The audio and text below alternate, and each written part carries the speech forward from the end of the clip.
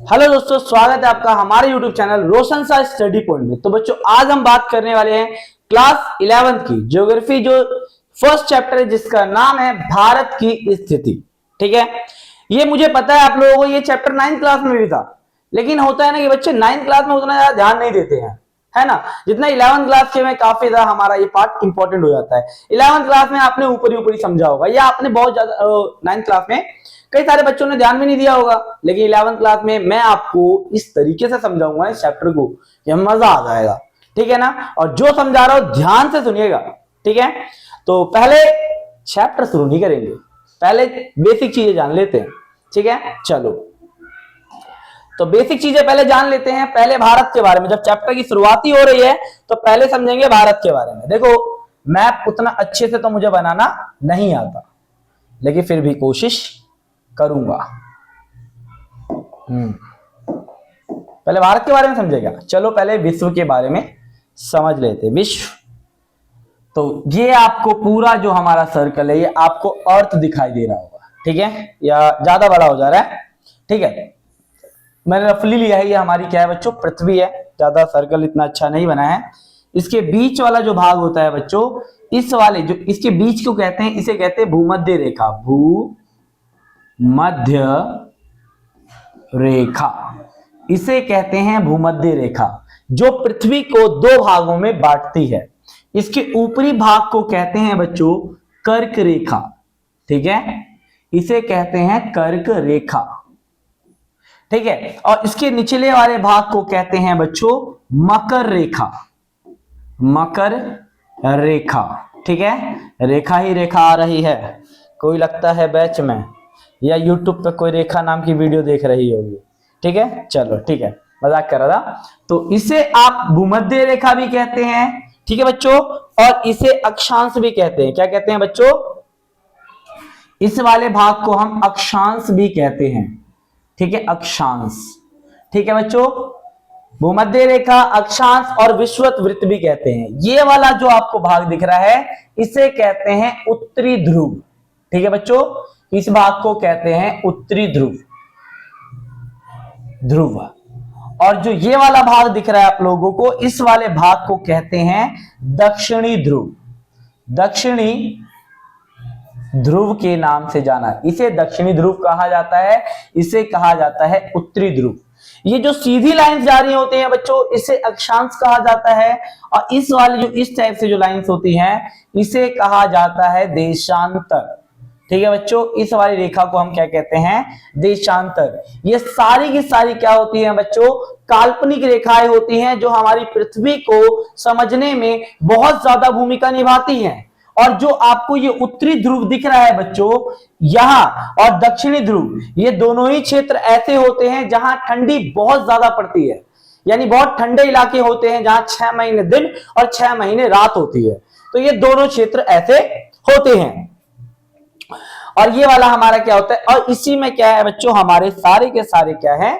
देश है। सारे के सारे क्या है? महाद्वीप है। ठीक है, इसके साथ साथ अगर आपको मैंने बता दिया, जब हम पृथ्वी को दो भागों में बांटते हैं तो इस वाले भाग को कहते हैं उत्तरी गोलार्ध। क्या कहते हैं बच्चों? उत्तरी गोलार्ध कहा जाता है। इस चीज को याद रखना। ठीक है, और इस वाले भाग यानी दक्षिणी भाग को कहा जाता है दक्षिणी गोलार्ध। दक्षिणी गोलार्ध। ठीक है, तो दक्षिणी गोलार्ध कहा जाता है। यह है बच्चों, मैं आपको समझा दिया वर्ल्ड के बारे में। ठीक है, वर्ल्ड का थोड़ा बेसिक पॉइंट आप लोगों को समझा दिया। अब बात करते हैं महाद्वीप कितने हैं बच्चों? तो 7 महाद्वीप है। 7 क्या है बच्चों? महाद्वीप है। 7 क्या है? महाद्वीप। ठीक है, और 5 क्या है बच्चों? महासागर। 5 क्या है बच्चों? महासागर हैं। ठीक है, इस चीज को आप लोग याद रखिएगा। चलो अब समझते हैं भारत के बारे में। तो पहला मैं आप लोगों को भारत का मैप बना देता हूं। इतना अच्छा मेरा मैप नहीं बनेगा, ठीक है, फिर भी कोशिश करूंगा कि थोड़ा बहुत तो अच्छा बना ही लूं। अच्छा नहीं बना। ठीक है बच्चों, ज्यादा बेहतर तो नहीं बना पाऊंगा, लेकिन थोड़ा बहुत तो सही बना ही लूंगा। ठीक है, YouTube पे बहुत सारे टीचर्स मैंने देखे अमीबा बना देते हैं। चलो मैं अमीबा तो नहीं बनाऊंगा, थोड़ा बेहतर तो जरूर बना दूंगा। ठीक है बच्चों। अरे कहाँ गया, गायब हो गया। चलो ऐसे भी अच्छा नहीं बना था।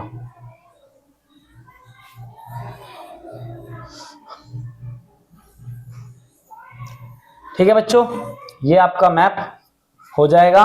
अब समझते हैं इसके बारे में। ठीक है, इस मैप के बारे में समझते हैं। तो पहला अगर बात की जाए बच्चों, यहां देखिएगा। ठीक है, ये वाला जो देश है, ठीक है, आपको दिख रहा होगा, इसे कहते हैं नेपाल। क्या कहते हैं बच्चों? इस वाले भाग को कहते हैं नेपाल। ठीक है, इधर में एक देश है जिसे कहते हैं म्यांमार। ठीक है बच्चों, और इसे यह वाला आपको दिख रहा होगा, यहां एक देश है बांग्लादेश। बांग्लादेश। ठीक है बच्चों, यहां बांग्लादेश है। यहां एक छोटा सा द्वीपीय देश है जिसे कहते हैं मालद्वीप। मालद्वीप। ठीक है, इसे कहते हैं मालद्वीप। ये हमारा, ये भी एक द्वीपीय देश है जिसे कहते हैं श्रीलंका। ठीक है बच्चों, और इसके साथ साथ ये आपको दिख रहा होगा, इस वाले को कहते हैं पाकिस्तान। ठीक है, इसे कहते हैं पाकिस्तान। और ये ऊपर वाला क्षेत्र आपको दिखाई दे रहा होगा, इसे कहते हैं बच्चों अफगानिस्तान। अफगानिस्तान। ठीक है बच्चों, इसे अफगानिस्तान, पाकिस्तान, नेपाल, म्यांमार, बांग्लादेश, श्रीलंका और मालदीव। और यहां एक देश है जिसे कहते हैं भूटान। ठीक है बच्चों, भूटान, इस वाले को कहते हैं भूटान। तो ये सारे के सारे क्या हैं बच्चों? हमारे क्या हैं? भारत के पड़ोसी देश हैं। ठीक है बच्चों, इसके साथ साथ उत्तर से दक्षिण तक की दूरी, ठीक है, उत्तर से दक्षिण तक की जो दूरी है बच्चों, 3214 किलोमीटर है। इस चीज को याद रखिएगा। और पूर्व से पश्चिम तक की जो दूरी है वो 2933 किलोमीटर है। 2933 किलोमीटर। और भारत का कुल क्षेत्रफल कितना है बच्चों? 32 पॉइंट, कितना है बच्चों? यानी 32.8 लाख वर्ग किलोमीटर। वर्ग किलोमीटर ये भारत है। ठीक है बच्चों, ये हमारा क्या है बच्चों? भारत है। आपको ये वाला क्षेत्र दिख रहा होगा, इसे कहते हैं कोंकण तट। ठीक है बच्चों, इसे कहते हैं कोंकण तट। ठीक है, और आपको ये वाला भाग दिख रहा होगा, इसे कहते हैं मालाबार तट। मालाबार तट, इस वाले भाग को मालाबार तट कहा जाता है। ठीक है, इसे कहते हैं कोरोमंडल। क्या कहते हैं? कोरोमंडल, इसे कहते हैं कोरोमंडल बच्चों। और ये वाला भाग आपको दिख रहा होगा, इस वाले भाग को कहते हैं उत्तरी सरकार। उत्तरी सरकार कहा जाता है। ठीक है बच्चों, ठीक है, ये कोंकण तट है हमारा, ये मालाबार तट है हमारा। ठीक है, ये कोरोमंडल है, ये हमारा क्या है बच्चों? उत्तरी सरकार। ठीक है, ये वाला क्षेत्र क्या है हमारा बच्चों? उत्तरी सरकार है। ठीक है, तो ये है हमारे भारत का कुछ थोड़ा सा भौतिक स्वरूप। ठीक है, आपको डायरेक्शन भी नहीं पता होगा, ये डायरेक्शन इसे कहते हैं बच्चों पश्चिम। क्या कहते हैं? पश्चिम। और इस वाले भाग को कहते हैं पूर्व, इसे कहते हैं उत्तर, और इस वाले भाग को कहते हैं दक्षिण। ठीक है बच्चों, इसे कहते हैं दक्षिण। अगर आपको नोट करना हो तो नोट कर सकते हो, या इस चीज का स्क्रीनशॉट ले सकते हो। चलो अब बढ़ते हैं आगे, हम लोग चैप्टर की ओर अपने बढ़ते हैं। तो देखो बच्चों, अगर भारत के बारे में देखा जाए, ठीक है ना, तो अगर भारत के बारे में देखा जाए बच्चों, तो पहला तो भारत की स्थिति अगर देखी जाए, तो भारत का कुल क्षेत्रफल अभी मैंने आपको बताया कितना है बच्चों? 32.8 लाख वर्ग किलोमीटर क्या है भारत का कुल क्षेत्रफल है। इसके साथ साथ अगर देखा जाए विश्व मानचित्र पर भारत की स्थिति कितनी है बच्चों? यानी आप बात करें 84, ठीक है, उत्तरी अक्षांश से लेकर 37 डिग्री 6, ठीक है ना, दक्षिणी अक्षांश और पश्चिम में 68 डिग्री 7, पूर्वी में क्या है बच्चों 97 डिग्री 25। ये भारत की क्या है बच्चों स्थिति है, भारत की क्या है बच्चों ये स्थिति है। अब होता क्या है, जैसे होता क्या है बच्चों, जैसे अगर बात देखो होता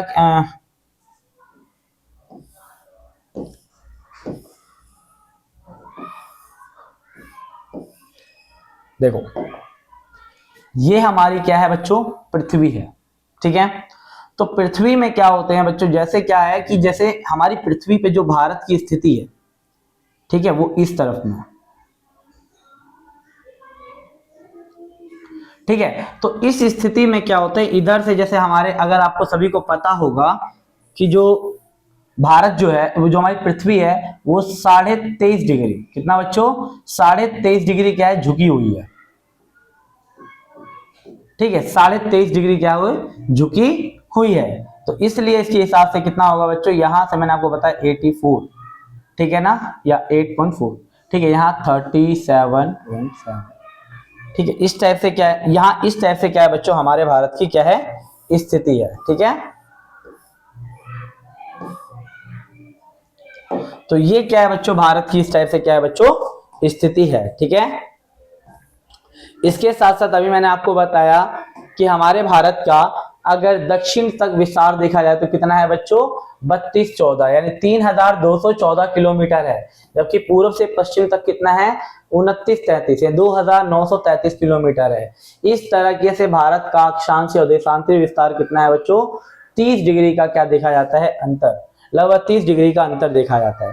भारत की समुद्री सीमा मुख्य भूमि से कितनी 12 किलोमीटर मील अर्थात 21.9 किलोमीटर तक है भारत की जो समुद्री सीमा होती है। जैसे होता क्या है बच्चों हर देश का ना अपना, जैसे हमारा भारत का ये है तो यानी 21.9 किलोमीटर, इस एरिया में क्या होगा कोई भी क्षेत्र आएगा, ठीक है, तो या कोई भी संसाधन पाया जाएगा वो भारत का होगा, और इससे बाहर अगर कोई भी संसाधन होगा उस पर भारत का अधिकार नहीं होगा, ठीक है। अब बढ़ते हैं भारत के आकार के बारे में। तो आकार मैंने आपको बता दिया। अब बात करते हैं भारत की विशिष्टता। जैसे अगर क्या आपने देखा होगा भारत के उत्तर में क्या है बच्चों पहाड़ पर्वत है, क्या है बच्चों उत्तर में क्या है भारत के पहाड़ और पर्वत है, ठीक है। इसके साथ साथ गंगा, ब्रह्मपुत्र, महानदी, कृष्णा, गोदावरी, कावेरी जैसी बड़ी नदियां हमारे भारत में क्या होती है प्रवाहित होती है।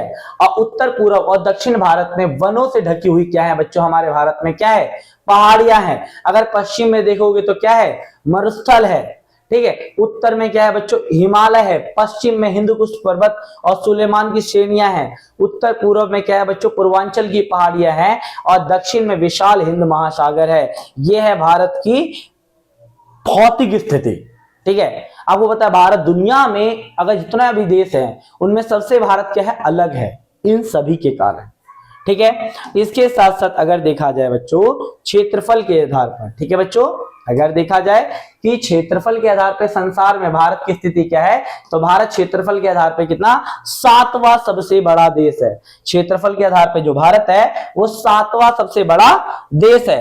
अगर देखा जाए पहला कौन सा है रूस है, दूसरा है बच्चों चीन, तीसरा है कनाडा, चौथा संयुक्त राज्य अमेरिका, पांचवा ऑस्ट्रेलिया, छठा ब्राजील और सातवां है आपका प्यारा या मेरा या हमारा प्यारा भारत, ठीक है बच्चों। बात करते हैं आखिर उपमहाद्वीप। अब बच्चों उपमहाद्वीप का मतलब क्या होता है तो ये किसी महाद्वीप का ऐसा बड़ा भाग होता है जो अपनी भौगोलिक, सांस्कृतिक और आर्थिक दृष्टि से क्या होता है बच्चों अन्य महाद्वीपों से क्या होता है अलग होता है, ठीक है ना। और उसके भूभाग में एक रूपता पाई जाती है, उसे क्या कहते हैं उपमहाद्वीप कहते हैं। एक ऐसा भूखंड जो क्या हो बच्चों सांस्कृतिक, भौगोलिक और आर्थिक दृष्टि से अन्य महाद्वीपों से क्या हो अलग पहचान रखता हो, उस क्षेत्र को हम कहते हैं उपमहाद्वीप। क्या कहते हैं बच्चों।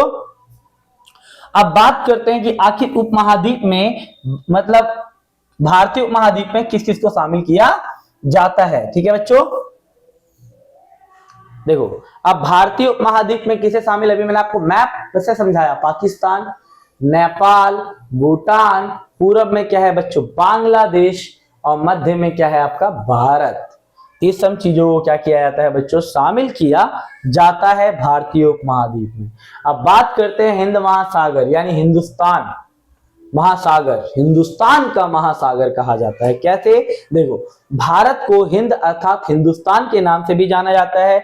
यही एकमात्र एक ऐसा महासागर है जिसका नामकरण किसी देश के नाम पे हुआ है बच्चों, किसी देश के नाम पे किसी मतलब नाम पड़ा है, ठीक है। इसके साथ साथ पश्चिमी एशिया और पूर्वी एशिया के बीच हिंद महासागर के तट पर भारत की स्थिति काफी ज्यादा महत्वपूर्ण हो जाती है।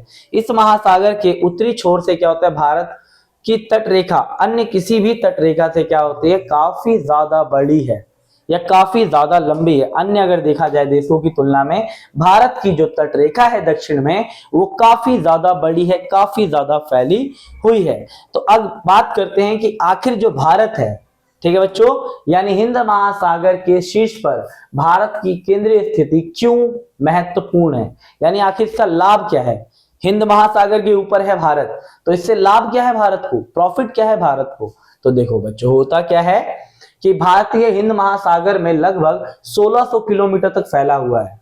भारत जो है वो हिंद महासागर में 1600 किलोमीटर तक फैला हुआ है, ठीक है। अब देखो होता क्या है कि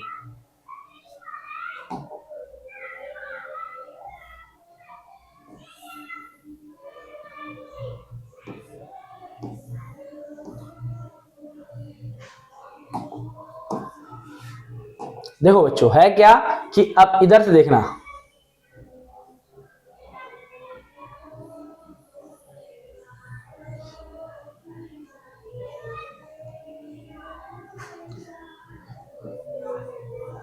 ठीक है। इधर है हमारा भारत का हिंद महासागर, हिंद महासागर, ठीक है। और इसके शीर्ष पर कौन है बच्चों, भारत है। अब होता क्या है कि यानी देखो पश्चिम में भारत, अरब सागर, यानी क्या है बच्चों, यहाँ हमारे पश्चिम में क्या है बच्चों, भारत के अरब सागर है, ठीक है,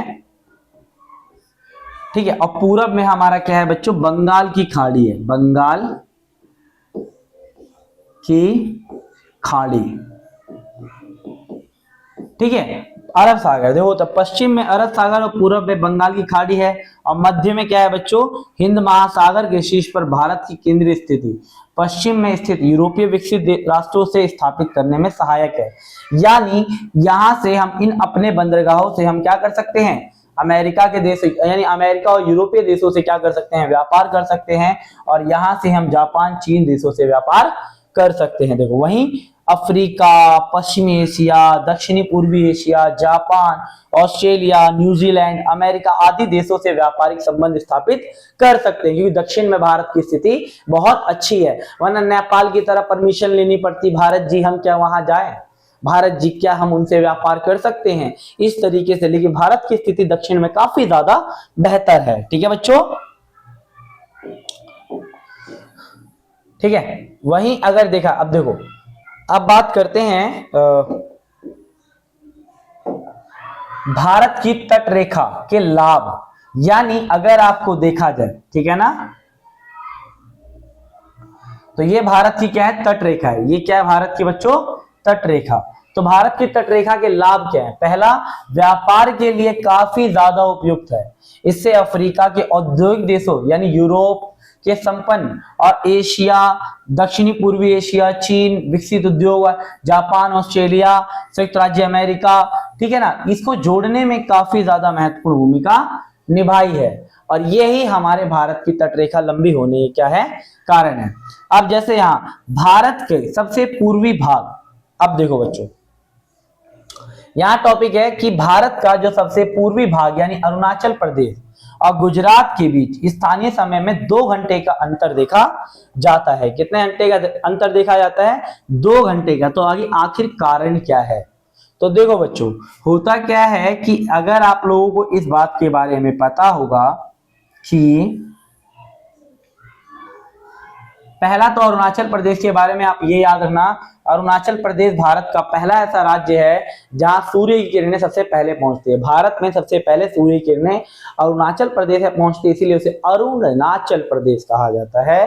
और अरुणाचल प्रदेश दिख रहा है, ये अरुणाचल प्रदेश है बच्चों, ये है आपका गुजरात। तो इन दोनों में क्या होता है, मतलब यहाँ अगर 4 बजे सूर्य उदय हो रहा होगा तो यहाँ कितने बजे होगा, 6 बजे होगा। यहाँ कितने बजे होगा बच्चों, 6 बजे होगा। यानी जो अरुणाचल प्रदेश है वो 30 डिग्री पर स्थित है। कितने डिग्री पर स्थित है बच्चों, 30 डिग्री पर। अरुणाचल प्रदेश 30 डिग्री पर स्थित है। होता क्या है देखो, अरुणाचल प्रदेश और गुजरात के बीच लगभग 30 डिग्री का अंतर यानी 2933 किलोमीटर का देशांतरी अंतर देखा जाता है। और सूर्य को एक देशांतर से दूसरे देशांतर में पहुंचने के लिए कितना समय लगता है बच्चों, 4 मिनट का समय लगता है। यानी 2930, लगभग मैं 30 या 3000 किलोमीटर मान लू, तो 3000 यानी 30 डिग्री, ठीक है। 3000 मतलब 30 डिग्री। और 1 डिग्री यानी कितना होता है बच्चों, 1 डिग्री कितना होता है, सॉरी 1 डिग्री यानी 4 मिनट के बराबर होता है। तो 30 डिग्री जब है, ठीक है, तो 30 डिग्री यानी 4, ठीक है। तो 30 डिग्री और 4 मिनट यानी इसको मल्टीप्लाई कर देंगे तो कितना होगा, 120 मिनट। और 120 मिनट मतलब क्या होता है, 2 घंटे। कितना होता है बच्चों, 2 घंटे। या अरुणाचल प्रदेश और गुजरात के बीच समय अंतर कितना देखा जाता है, 2 घंटे का समय अंतर देखा जाता है। ठीक है बच्चों, तो मुझे उम्मीद है आप लोगों को समझ में आ गया होगा। इस तरीके से आप किसी भी क्षेत्र की जो दूरी है वो देख लीजिए कितने में है और पता चल जाएगा कितने देर बाद वो सूर्य वहां निकलेगा। ठीक है, एक बात तो है, हमारे भारतीय लोग हैं बड़े बुद्धिमान। सोचो उस टाइम प्राचीन समय में ऐसे ही टाइम बता दिया करते थे, है ना। चलो नेक्स्ट है, उष्णकटिबंधीय सूर्य में प्रचुर मात्रा में मिलने वाली धूप और मानसूनी वर्षा करोड़ों भारतवासियों के लिए नियति तय करती है, यानी उनका भाग्य डिसाइड करती है। आखिर कैसे, ठीक है, तो ये भी देख लेते हैं बच्चों कैसे होता क्या है। देखो बच्चों,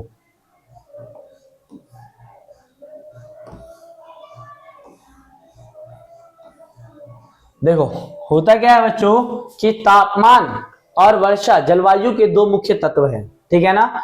और इनका प्रत्यक्ष प्रभाव यहाँ मिट्टी, जीव जंतु और मानवीय क्रियाकलापों पर पड़ता है। कृषि आधारित उद्योग और उनसे जुड़े लोगों का भाग्य इन 2 जलवायु तत्वों पर निर्भर करता है। किस पर निर्भर करता है, यानी जलवायु और तापमान पर। इसलिए क्या होता है, ये कहना बिल्कुल भी गलत नहीं होगा कि उष्णकटिबंधीय सूर्य से प्रचुर मात्रा में मिलने वाली धूप और मानसूनी वर्षा करोड़ों भारतवासियों की क्या करती है, नियति तय करती है। ठीक है ना, यानी भाग्य निर्धारण करती है सूर्य। ठीक है बच्चों, इस चीज को यानी तापमान वर्षा क्या करती है, मतलब तय करती है। ठीक है, नेक्स्ट है, हैदराबाद में दोपहर का सूर्य कभी सिरा बिंदु से उत्तर की ओर तथा कभी दक्षिण की ओर होता है, लेकिन दिल्ली में ऐसा क्यों नहीं होता। तो देखो बच्चों, दिल्ली में ऐसा क्यों नहीं होता, देखो सूर्य का आभासी संचरण कर्क और मकर रेखा के बीच होता है, मतलब आभास पड़ता है, ठीक है, कर्क रेखा और मकर रेखा।